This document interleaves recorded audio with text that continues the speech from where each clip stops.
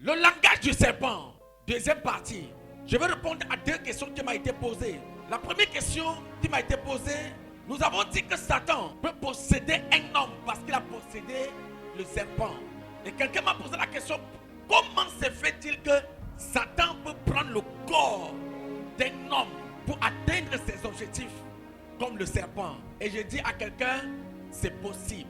D'ailleurs même, à notre siècle, à notre époque, l'époque que nous traversons maintenant, Satan est encore plus actif qu'à l'époque de nos ancêtres. Bien aimé, si Satan a la capacité de prendre le corps du serpent, d'un animal, pour parler à l'homme, il est possible aussi qu'il peut prendre le corps d'un homme pour parler à l'homme. Mais vous devez comprendre, qui est cet homme que Satan peut posséder? Ce n'est pas n'importe quel homme, ce n'est pas n'importe qui.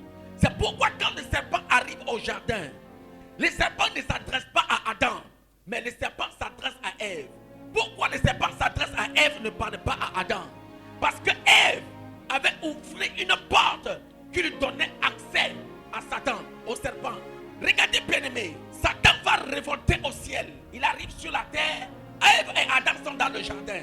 Il ne peut pas posséder Adam, il ne peut pas posséder Ève, mais il possède un serpent. Quand il possède le serpent, il ne peut pas parler à Adam, mais il peut parler à Ève. Au ciel, il est Lucifer, mais sur la terre, il est Satan le diable. Mais quand il possède le corps du serpent, il n'est plus Satan, il devient le serpent. De même, il y a beaucoup de personnes qui m'écoutent ici. Si Satan possède ton âme, possède ton corps, tu sembles être un homme ou un humain, mais tu n'es plus un humain, mais tu deviens un esprit dans un corps. Mais pourquoi Satan prend le corps du serpent? Parce que la Bible déclare, de tous les animaux du champ que Dieu avait créés, le serpent était l'animal le plus rusé. Satan va prendre le serpent. Pourquoi? Parce qu'il avait trouvé au serpent la ruse qui correspondait à une sagesse souillée qui était en lui. Pour que Satan possède le corps d'un homme, pour atteindre son objectif, il faut qu'au préalable, le cœur de cet homme corresponde à ce que Satan est. Tu dis tu es chrétien, ça veut dire que Christ vit en toi. Tu es un enfant de Dieu, ça veut dire que Dieu vit en toi. Car tout ce qui est de Dieu, tout ce qui est sorti de Dieu, porte l'ADN de Dieu en soi. C'est pourquoi la Bible dit, lesquels sont nés, non du sang, ni de la chair, ni de la volonté de l'homme, mais de la volonté de Dieu. Ça veut dire que lorsque tu deviens enfant de Dieu, tu n'es plus redevable aux œuvres de la chair, mais tu deviens un enfant de Dieu, un esprit dans un corps, comme Satan esprit dans un corps. Mais Satan descend sur la terre, il regarde ton cœur, il regarde ton âme, il regarde ton esprit, il voit que tu es pur, il voit que tu es saint, il voit qu'il n'y a rien de corrompu en toi. Il ne peut pas te posséder. Pourquoi? Parce qu'il n'a pas accès à ta personnalité. Il n'y a rien de commun entre toi et lui.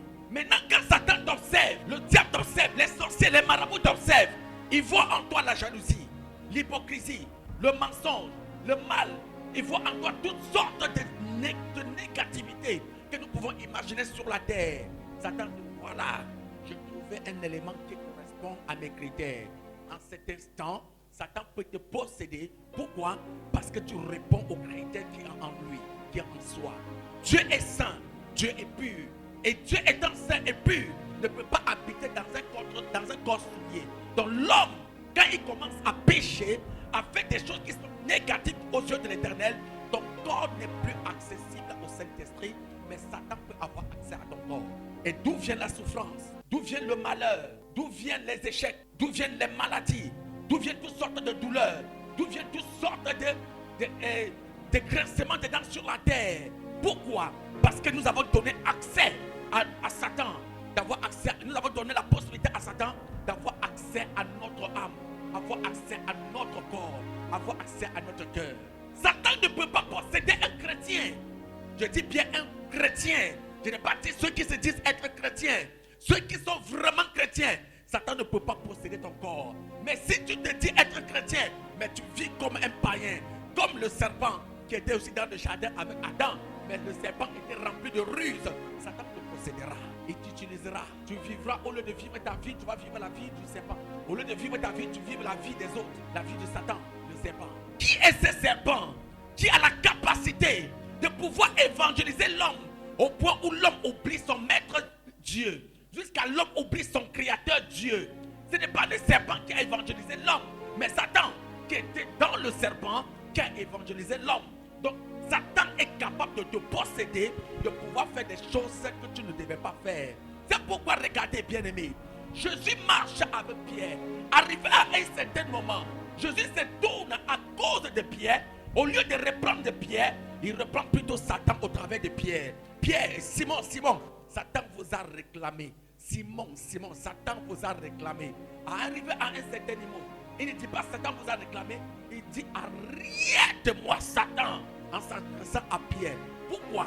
Parce que Pierre avait ouvert une porte où l'ennemi est entré en Pierre sans que Pierre ne soit au courant. Simon, Satan vous a réclamé. À un certain niveau, arrête-moi Satan. Et si Satan est capable de prendre le corps de Pierre qui marchait avec Dieu depuis longtemps, qu'en est-il de toi qui me regarde aujourd'hui? Et regardez bien, mes amis, quand Jésus se retourne pour parler à Pierre, il ne dit pas Pierre, Satan vous a réclamé pour vous cribler comme du froment. Il dit Simon, Satan vous a réclamé comme du froment, pour vous cribler comme du froment. Ça veut dire qu'il y avait deux entités en Pierre. Il y avait Pierre, il y avait Simon. Satan ne peut pas posséder Pierre, mais Satan peut posséder Simon. Simon est qui? La partie de la chair qui était dans le monde. Mais Pierre est la partie de Dieu qui est en lui. Simon, Satan vous a réclamé pour vous cribler comme du froment. La partie mondaine qui est en toi là peut ouvrir les portes pour que Satan te possède. Mais la partie de Dieu qui est en toi là, Satan ne peut jamais te posséder pour ça. C'est pourquoi à un enfant de Dieu, il y a la partie païenne. L'ancienne nature est toujours là. Je vous le dis, tu as été voleur, tu es devenu chrétien, tu es devenu serviteur de Dieu. Le vol là est encore en toi, est caché en toi. C'est la spiritualité ou l'onction du Saint-Esprit qui vient couvrir, dominer sur l'esprit du vol qui est en toi et qui fait que tu ne voles plus, tu as abandonné le vol. Mais sinon, cet aspect-là, la graine là est toujours dans ton cœur, est toujours dans ton âme. Ça veut dire que le jour où tu donnes la possibilité à la graine de refaire surface, Satan va te récupérer davantage. C'est pourquoi Pierre marchait avec Jésus. Mais Simon avait toujours son couteau au rein. Il avait toujours son couteau à la hanche. Ce n'est pas Pierre qui avait le couteau, mais c'est Simon qui avait le couteau. Parce que Simon ne veut pas se convertir. Simon ne veut pas abandonner l'ancienne nature. Simon veut devenir païen. Il veut toujours demeurer dans son païen. Il veut tout compter sur ses propres forces. Pendant que Pierre, il est devenu pierre sur laquelle on bâtira l'église de Dieu. Il faut que ta nouvelle nature fasse de toi une nouvelle créature sur laquelle on va bâtir l'église de Dieu. Pour que Satan, tu ne sois pas un instrument de Satan. Pour que tu ne sois pas un instrument du diable. Il faut que ton cœur soit pur. Il faut que ton âme soit pure. Si tu as l'esprit du vol en toi, tu deviens un instrument de Satan. Tu as l'esprit du mensonge en toi, tu deviens un instrument de Satan. Tu as l'esprit de la calomnie, de reportage en toi, tu deviens un instrument de Satan. Tu as l'hypocrisie en toi, la jalousie en toi, tu deviens un instrument de Satan. Si tu demeures dans ton péché, l'adultère, la fornication, tu demeures un instrument de Satan. Tout ce qui ne glorifie pas Dieu fait de toi un instrument de Satan. C'est pourquoi Dieu dit, veillez et priez, afin que votre ennemi, le diable, il fuit loin de vous. Il rôde pour chercher qui dévorer comme un lion. Donc il rôde autour de toi, il marche, il regarde. Qui a péché? Qui a fait quoi? Qui a dit quoi? Qui a? Satan n'a pas peur de votre degré de prière. Je le dis encore, je répète ce matin. Satan n'a pas peur de votre degré de prière. Satan n'a même pas peur de ta foi. Satan n'a même pas peur de tes 90 jours de jeûne, de prière et de jeûne. Satan n'a pas peur de ça. Genèse 3, verset 10. Oui, jusqu'à 13 comme ça.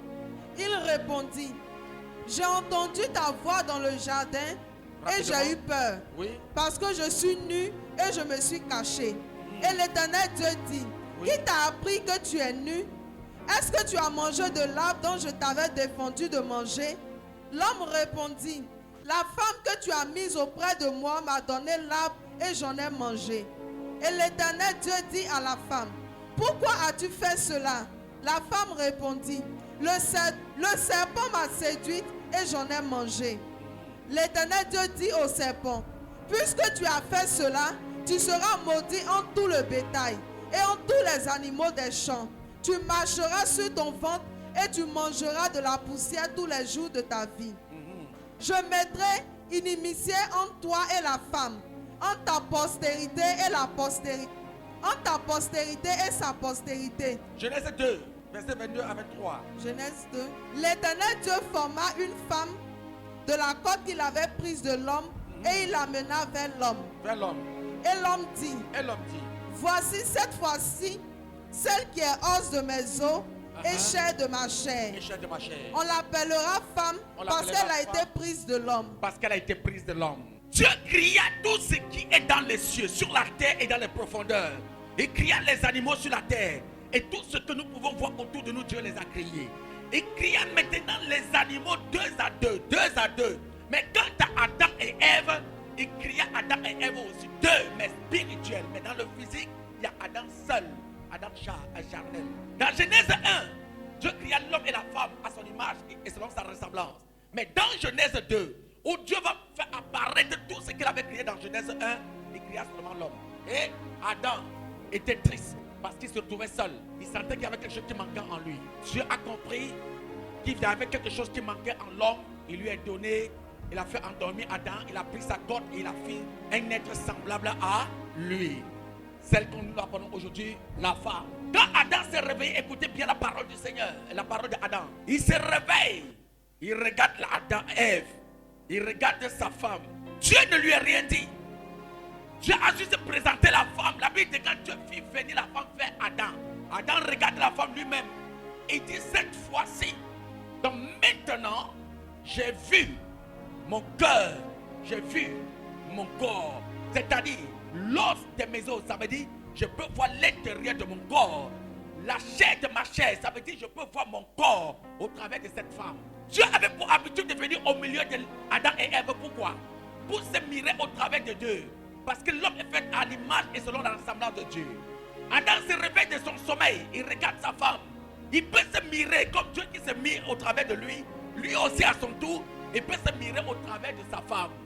Maintenant la Bible dit, le monsieur va aimer sa femme plus que tout autre animal. Il dit cette fois-ci, madame, on t'appellera femme. C'est-à-dire, regardez, si je dis tu es la chair de l'os de mes os et la chair de ma chair, ça veut dire qu'en un mot dit tu es ma vie. Mais qu'est-ce qui s'est passé en Genèse 3?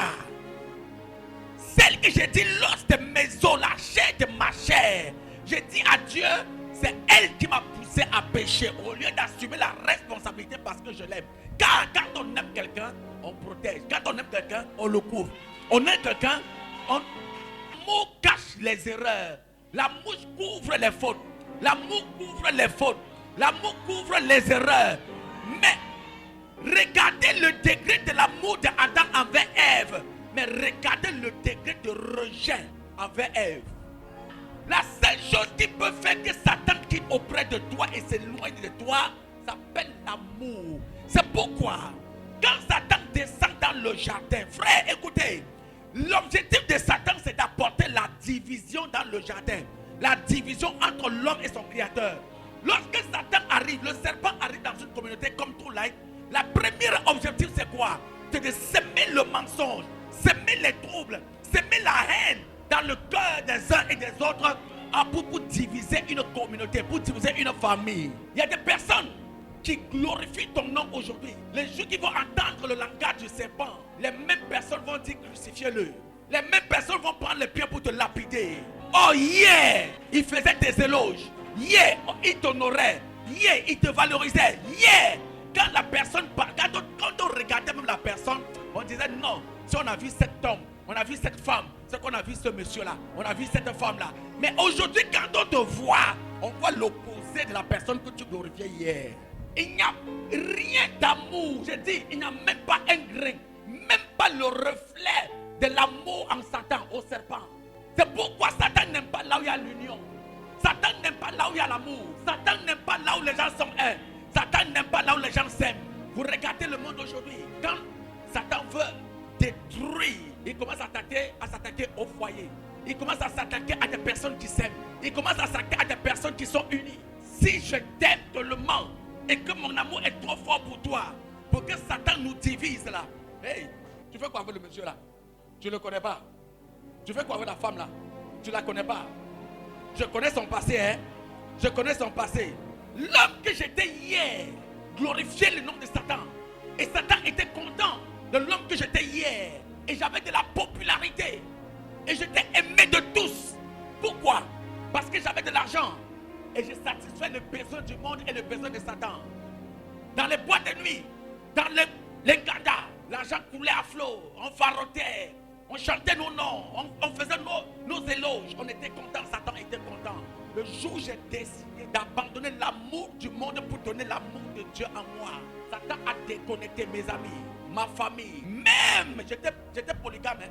Moi qui vous parle. Même les 2 femmes qui étaient avec moi, tous sont partis. Mes compagnons avec qui je marchais, Satan les a tous déconnectés de moi, même mes parents. Et je me suis retrouvé seul, moi, avec Dieu. Et j'ai compris qu'il y a quelque chose qui se passait dans ma vie. Et c'est de ça que je veux vous parler aujourd'hui, à ce qui concerne l'amour, le vrai amour. Vous savez, aujourd'hui, Église, je vous parle de ça pourquoi? Parce que le langage du serpent est très dangereux. Le serpent va te dire, si tu te maries, tous tes problèmes sont finis. Et à cause de ce que tu as été inspiré de cette manière, ta vie devient misérable. Pourquoi? Parce que tant que tu ne te maries pas, tu n'es pas satisfait. C'est du mensonge. Je m'adresse à l'église, vous qui m'écoutez et tous ceux qui m'écoutent dans le monde entier. Le mariage ne rend pas un homme heureux. C'est un homme qui rend son foyer heureux. C'est un homme qui apporte la paix dans son foyer. La paix, l'amour et la joie dans son foyer. Il y a des personnes qui sont mariées, ils regrettent et pleurent. Pourquoi ils sont mariés? Si bien qu'ils sont en train de dire mieux vaut encore être seul que d'être mal accompagné. Mais ils sont mariés. Beaucoup d'entre vous croient que s'ils voyagent, le voyage, là, tu arrives au Canada, tout va bien, tu as réussi ta vie. Mensonge, je dis encore, mensonge. Écoutez, je fais quoi en Tunisie? Je dis souvent à mes enfants, les portes du monde entier me sont ouvertes. Le pays où je veux aller, je m'en vais. Parce qu'il n'y a rien qui me manque pour voyager. Il n'y a rien qui me manque pour être où je veux être. Mais si quelqu'un vous dit, le fait que tu vas arriver en France, tu vas arriver aux États-Unis, tu seras heureux parce que tu as réussi ta vie, je dis mensonge, ça n'existe pas. J'ai vu une femme, et l'histoire de la femme, elle est passée par le désert. Elle est passée tout ce que vous connaissez. Traverser l'eau, arriver en France, en Italie. Je ne sais pas quel était son problème. Elle a tellement de problèmes. Elle est partie rester au rail. Pendant que le train est en train de passer, elle est sautée sur les rails pour que le train l'écrase. Heureusement, elle est tombée au milieu. Le train est passé au-dessus d'elle. Elle n'est pas morte. Et elle est en Europe. Toi, tu es ici. Et toi, tu penses que quand tu vas arriver là-bas, tu n'auras pas de soucis. Tu penses que tu vas arriver là, tu n'auras pas de problèmes. Les mêmes problèmes que vous avez ici. Vos frères, vos soeurs qui sont en France, ils ont les mêmes problèmes et parfois même plus pire que ce que vous avez ici. C'est ça l'amour du monde. L'amour du monde. C'est ça qui rend l'humanité malheureux. C'est ça qui vous rend malheureux. Tu viens à l'église. Tu ne viens pas à l'église parce que tu aimes Dieu. Tu ne viens pas à l'église pour chercher ton créateur. Tu ne viens pas à l'église pour adorer Dieu. Mais tu viens à l'église parce que tu te dis, comme je pars à l'église, je serai béni. Mensonge. Et d'ailleurs, un homme de Dieu qui te dit, comme tu viens à l'église, tu seras béni. Comme tu viens à l'église, tu seras élevé. Je dis, c'est mensonge. L'église est l'endroit où on t'amène à connaître ton Dieu et à connaître qui tu es. C'est l'endroit où on cultive une relation. C'est le lieu où on cultive une relation entre toi et ton créateur, entre toi et Dieu. C'est un endroit où on crée une famille en Christ pour être unis et forts. Ce n'est pas un endroit où on vient chercher la bénédiction. Ce n'est pas un endroit où on vient chercher le voyage. Ce n'est pas un endroit où on vient chercher le mariage. Il y a le mariage à l'église, il y a le voyage à l'église, il y a la bénédiction financière, tout ce que nous connaissons dans l'église. Mais ce n'est pas ça l'objectif pour lequel Dieu établit l'église. Votre amour, votre cœur est tellement corrompu. C'est pourquoi vous êtes malheureux. Vous, tous les jours de vos vies, tellement de soucis, tellement de problèmes. Parce que le serpent a parlé à votre oreille. Tant que tu n'as pas l'argent, tu ne seras pas heureux. Si tu ne te maries pas, tu ne seras pas heureux. Si tu ne voyages pas, tu ne seras pas heureux. Mensonge. C'est quoi? Mensonge. Je dis encore mensonge. Il y a un chanteur de chez nous qui a dit, ceux qui sont dedans veulent sortir. Ceux qui sont dehors veulent entrer. Ça ne laisse personne au monde. Et c'est vrai. Allez demander aux femmes qui sont déjà mariées, qui sont dans le foyer. Vous qui ne voyez que le bonheur seulement dans le foyer. Le bonheur dans le foyer, on cultive ça. Seul, on la cultive, on le transporte dans sa maison pour être heureux. Qu'est-ce que je veux dire? Quand je suis venu à Christ, toutes ces personnes m'ont déconnecté. Moi, je n'ai jamais connu ce qu'on appelle le vrai amour. Je n'ai jamais connu ce qu'on appelle l'amour parfait, c'est-à-dire aimer quelqu'un comme ça. Non. Si je t'aime, c'est parce que je sais ce que je gagne de toi. Si tu es mon ami, je sais ce que je gagne de toi. C'est pourquoi Satan m'avait donné de tels amis et de telles personnes auprès de moi. Eux, ils ne voyaient en moi que le profit. Et moi, je voyais en eux le profit. Et comme je suis sorti de leur cadre, ils n'ont plus rien à gagner de moi. À l'église, là, on gagne quoi? Alléluia, là donne quoi? Les Amen, là donne quoi? Pendant ce temps, il y a les millions de dollars en l'air. Voilà notre langage dans le monde. Mais dans l'église, le Seigneur a mis une sémence en moi. Et c'est de cette sémence dont je te communique ce matin. Vous savez bien, aimé église, tant que vous n'avez pas compris ce qu'on appelle l'esprit du contentement en soi, avec Christ, je le dis bien. Parce que se contenter dans le monde, c'est ça. Ça dit, il y a des personnes qui disent, bon, je me plais avec ce que je suis, mais maintenant tu es dans le monde, tu vas souffrir. Je dis tu vas souffrir. Tant que tu n'es pas en Christ, tu ne vas pas connaître le vrai bonheur dans le contentement. Adam et Ève sont dans le jardin. Ils ont tout ce qu'ils ont pour être heureux. Ils ont tout ce qu'ils ont pour être heureux. Dieu a créé le ciel, la terre et tout ce que la terre comporte. Dans le jardin, Dieu a mis tout ce que l'homme a besoin, comme nourriture, pour manger, fruits, tout est là. Il dit à l'homme, je te le donne. Mais une seule chose, Dieu n'a pas donné à Adam et Ève, l'arbre de la connaissance du bien et du mal. Comme toi qui m'écoutes aujourd'hui, chacun de vous ici présentement, Dieu t'a créé, Dieu a mis en toi tout ce que tu as besoin pour être heureux. Il a mis tout en toi, tous les potentiels possibles pour réussir et être heureux, pour te contenter et être équilibré dans ta vie. Mais à cause de l'arbre de la connaissance du bien et du mal que tu n'as pas, ta vie est misérable. Et d'autres parmi vous, l'arbre de la connaissance du bien et du mal dont je parle aujourd'hui, c'est le voyage, d'autres c'est le mariage, d'autres c'est les finances, d'autres c'est le travail, d'autres. Juste parce que tu n'as pas une seule chose, le reste que tu possèdes n'est plus valable pour toi. Le reste que tu possèdes n'est plus honoré pour toi. Parce qu'il y a une seule chose qui te manque. Tant que je ne me marie pas, je ne suis pas heureux. Tant que je ne voyage pas, non, je vais arriver en France. En France, jusqu'à tu prends 4500, tu vas payer ta mort pour aller mourir dans l'eau. C'est du mensonge du siècle présent. Le mariage aujourd'hui est devenu comme, je ne sais pas comment je vais appeler ça, un mystère. Donc quand une personne se marie, c'est un mystère, non? Pour moi, ce n'est pas un mystère, c'est un acquis. Le mariage, c'est un acquis. Dieu dans le nom n'a pas créé l'homme pour être seul. Dieu n'a pas créé la femme pour être seule. C'est pourquoi Genèse 2, chapitre verset 24. L'homme quittera son père et sa mère et s'attachera à sa femme. Les deux deviendront une seule chair. Il n'a pas dit certains hommes, il n'a pas dit certaines femmes. L'homme, sa femme. Donc, normalement, toi qui me regardes, tu dois te marier. Toi qui me regardes, tu dois te marier. Ce n'est pas un mystère, ce n'est pas une bénédiction. Comme je me suis marié, je suis entré dans ma bénédiction. Quelle bénédiction? La bénédiction que Dieu t'a donnée avant que tu ne sois même né. La grâce que Dieu a connectée à ta destinée. C'est comme moi, je suis né, j'ai les yeux, j'ai les oreilles, j'ai les mains, j'ai les pieds. Et un matin, je commence à avoir mal aux oreilles. Quand on a fini de me soigner, je dis, je viens d'avoir une bénédiction. Dieu m'a donné une oreille. C'est normal que Dieu me donne l'oreille parce que c'est celui qui m'a créé comme ça. Que l'église, arrêtez de prendre ces choses-là pour rendre vos vies misérables. Les gens ne peuvent plus prier à cause de ça. Parce que c'est la bénédiction. Et Satan connaît maintenant. Qu'est-ce que Satan va faire? Il va rendre ce domaine-là plus difficile et drastique. Les hommes ne veulent plus se marier. Quand l'homme veut te marier, il regarde ton front, il regarde ta tête, il regarde tes yeux, il regarde ton oreille. Est-ce que c'est ça qu'il me faut? Est-ce que c'est ça qu'il me faut? Ils sont toujours... C'est devenu compliqué pour une femme de se marier aujourd'hui. Tellement compliqué. Est-ce que je mens? Est-ce que je mens? Pendant ce temps, voilà des hommes célibataires. Ils sont pleins. Des célibataires, allez, voilà. Ils sont pleins. Oh, au commencement, ce n'était pas comme ça. Satan a durci les cœurs. L'homme va te dire, il faut que je continue d'abord la maison avant d'épouser la femme. Il faut que j'arrive d'abord en Europe avant de me marier. Il faut d'abord que j'ai assez avant de me marier. Frère, donc la femme vient te marier, t'es bien quoi? Donc elle vient t'épouser parce que tu es en Europe quoi? Elle vient t'épouser parce que quoi? Non, ce n'est pas ça le mariage, ce n'est pas ça l'amour. Il n'y a pas d'amour. Ça veut dire que toi-même tu es conscient que la femme que tu veux épouser là, ce sont tes biens qu'elle vient chercher. Donc il faut que tu amasses un peu. Pour la mère va venir manger. Hein? Mariage par intérêt. Ce n'est plus l'amour. Ce n'est plus l'amour. L'amour dans ça, il n'y a pas d'amour dans ça. Aimer quelqu'un sans attendre rien de retour. Aimer quelqu'un sans attendre que la personne va me faire quoi que ce soit. Faire du bien aux gens sans attendre qu'on me dise merci. Faire du bien aux gens sans attendre qu'on me retourne l'appareil. Prier pour des gens pendant des nuits, pendant des jours. Tout simplement avec un fardeau de voir ces personnes sourire, de voir ces personnes heureuses, de voir ces personnes réussir. C'est le vrai amour que Dieu m'a donné aujourd'hui.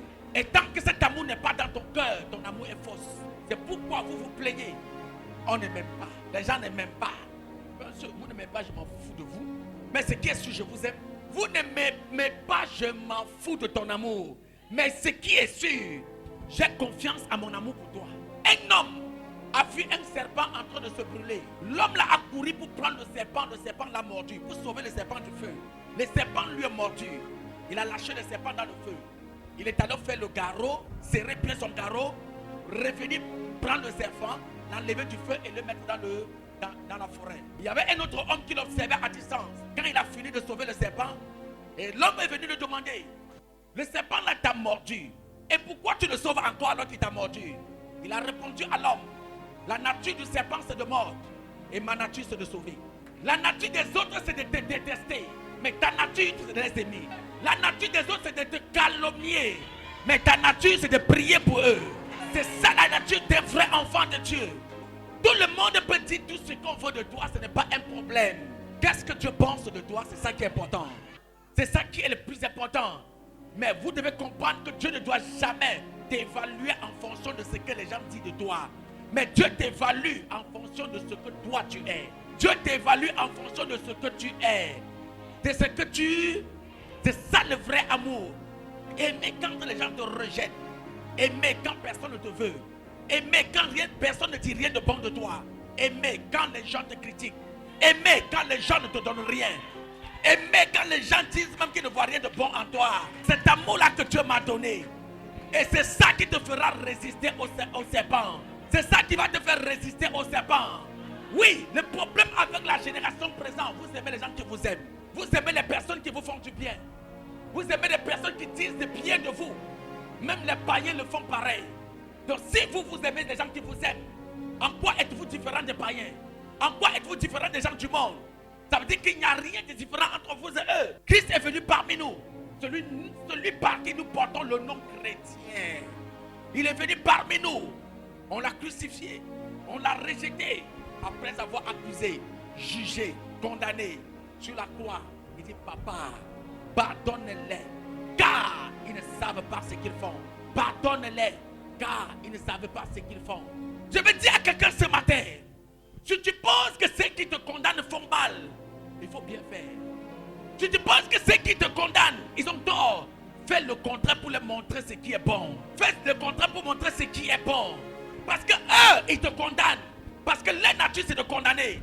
Mais toi, enseigne-les ce qui est bon. Enseigne-les ce qui est bon. Si eux, ils condamnent, toi, tu condamnes. En quoi es-tu différent? Si eux, ils t'haïssent et toi, tu les haïsses, en quoi es-tu différent? Ils parlent mal de toi, tu parles mal d'eux. En quoi es-tu différent? Ils se plaignent de toi, tu te plains d'eux. En quoi es-tu différent? Le langage du serpent parle ainsi. Pourquoi il parle de toi? Il faut lui répondre. Montre-lui qui tu es. C'est à toi qu'on parle comme ça. Pourquoi il a dit ça? Il va te sentir. C'est toi, non? Non. Il ne connaît pas qui tu étais hier. Hein? Quand tu étais à Côte d'Ivoire, là, on ne te fait pas ça. Quand tu étais au Cameroun, là, on ne te fait pas ça. Ça, c'est le langage du serpent. Il vient te mettre des choses dans l'oreille. Il vient parler à ton cœur. Il te cite à la colère. Il te met l'orgueil dans ton cœur. Donc si tu commences, moi, le grand, hein? Il connaît que je suis un apôtre.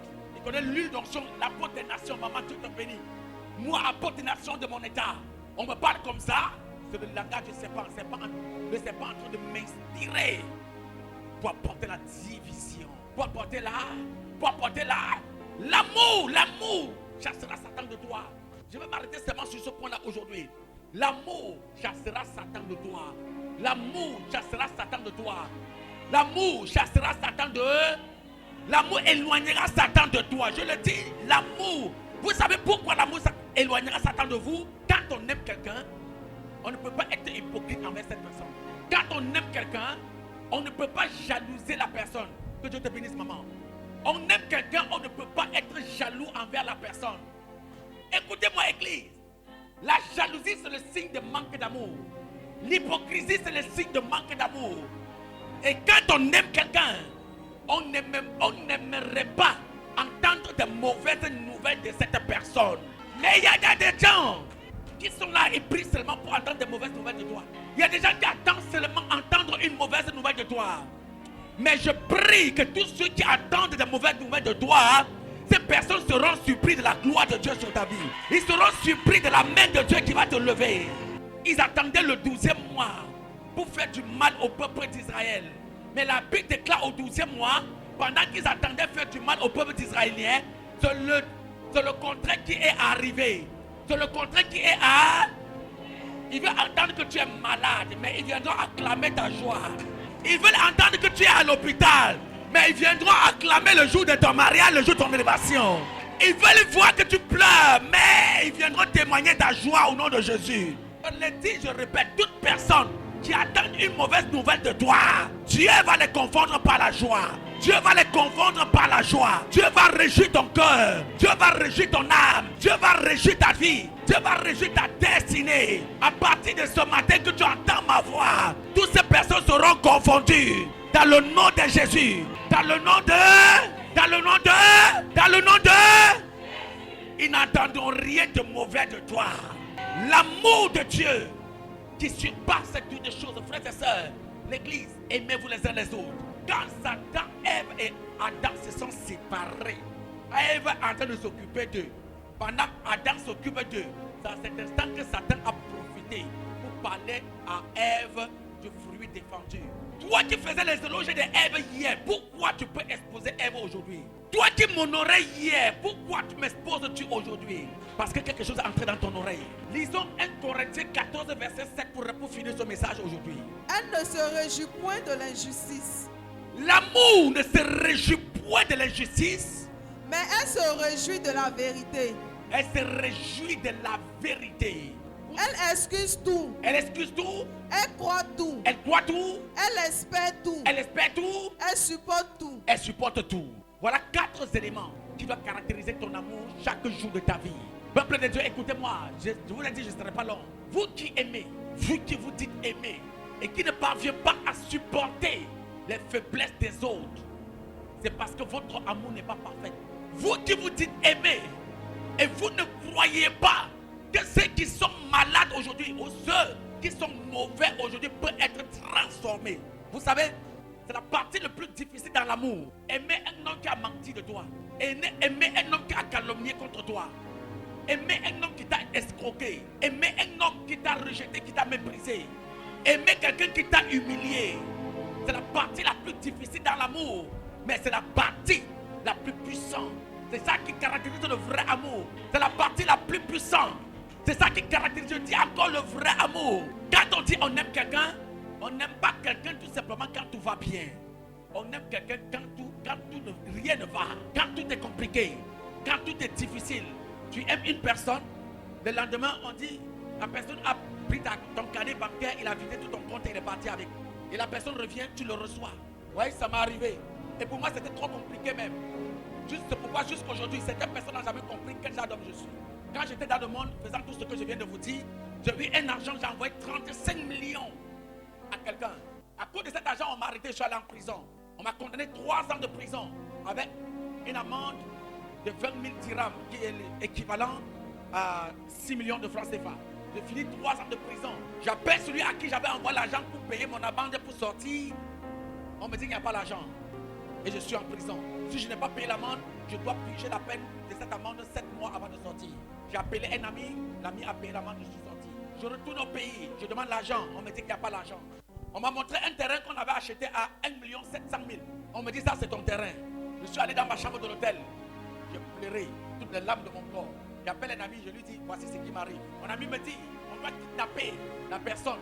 Tant que sa famille n'a pas payé jusqu'au dernier sou, on ne le laisse pas. Pendant que les amis, chacun disait ce qu'il m'a dit, j'ai payé mon billet d'avion, j'ai refait mon visa, je suis parti. J'ai disparu. Et là où je suis parti, 1 mois après, là où j'étais parti, Dieu m'a donné le double de ce qu'on m'avait pris. Et je suis retourné au pays 1 mois après. Personne n'a même su que j'avais voyagé. Les gens étaient surpris que j'avais l'argent, je vivais la grande vie, j'achetais des voitures, je vivais ma vie comme si rien n'était. Et la personne qui m'avait fait ça, tous les jours, pardon, j'ai dit je n'ai rien contre toi. Le jour que tu as mon argent, viens me donner. Et si tu ne peux pas me donner, tant mieux. Mais ce qui est sûr, il y a un Dieu dans les cieux. Jusqu'aujourd'hui où je vous parle, cette personne avec moi, on est comme ça. Je vous le dis, cette personne avec moi, on est comme ça. Parfois, on finit de parler. Elle me dit, voilà, je sais que je suis ton agent. La personne me dit, je sais que je suis ton agent. Vous voyez, si j'avais arrêté la prison, mettre en prison, je serais resté au pays en train de courir devant le tribunal pendant qu'il y avait le double de ça qui m'attendait dehors.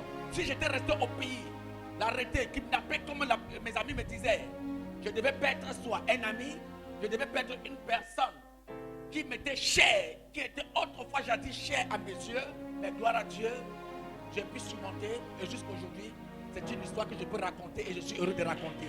Combien d'entre vous qui m'écoutez aujourd'hui sont capables de gérer ça de cette façon? Il y a des personnes qui m'écoutent. Votre amour n'a écouté et cette personne dont je parle, c'est une personne que j'ai dit un jour je l'aime. Une personne que j'aimais vrai. Quand on dit pas d'aimer, quand j'ai regardé, j'ai dit moi, je vais te faire ça. Moi, je vais. Ce n'est pas moi. J'ai pris mon billet, je suis parti. Quand on aime quelqu'un, on ne lui fait pas du mal. Même si la personne t'a blessé, on ne lui fait pas du mal. J'attends souvent à l'église. Papa, je l'aimais. Oh. Papa, je l'aimais. Oh. Non. L'amour qu'on conjugue dans le passé est une fausse amour. Tu ne l'as jamais aimé. Tu étais avec cette personne à cause d'une raison. Mais comme tu as vu que ça n'a pas marché, je l'aimais. C'est un verbe qui ne doit pas se conjuguer dans la bouche d'un homme. Papa, je l'aime. C'est ça qui est bien. Papa, je l'aime. Malgré que je suis blessé, je l'aime. C'est ça le vrai mot qu'il faut employer. Quand tu dis je l'aimais, mais qu'est-ce qui a fait que tu ne l'aimes plus? Dites-moi, après le péché d'Adam et Ève, qu'est-ce qui a séparé Adam et Ève? Dieu a-t-il continué à aimer l'homme ou pas? Dieu a-t-il continué à aimer l'humanité ou pas? C'est pourquoi il est descendu de son trône, il est venu, il est mort sur la croix pour que tu sois sauvé. Mais regarde bien aimé le comble de ça. Dieu aime l'homme, il vient le visiter, il mange avec lui. Mais l'homme pêche, il se sépare de lui. Mais pour la réconciliation entre l'homme entre lui et l'homme, il descend, il vient se faire crucifier à ta place. Toi qui lui es blessé, toi qui lui es accusé, toi qui lui es crucifié, il vient mourir à ta place pour que toi tu sois sauvé, pour demeurer avec lui éternellement. Mais toi chrétien, à ton tour, quand on te blesse, tu condamnes, tu juges, tu fais toutes sortes de mal parce qu'on t'a blessé, parce qu'on t'a humilié, parce que ton amour n'est pas parfait. Pardonnez, soyez clément. J'ai dit encore pardonnez. Ceux qui vous ont blessés, pardonnez-les. Le langage du serpent va te dire venge-toi. Le langage du serpent va te dire hey, c'est Adam qui m'a donné. C'est Adam, hein? C'est Ève qui m'en a donné, j'en ai mangé. Hein? On a tout accusé, accusation. L'accusation est du serpent, mais Dieu justifie. L'accusation est du serpent, mais Dieu justifie. Dieu justifie. Que ton amour soit parfait. Que ton amour soit parfait. Que votre amour soit parfait devant la face de Dieu. Au nom puissant de... On acclame pour Jésus, on se tient debout.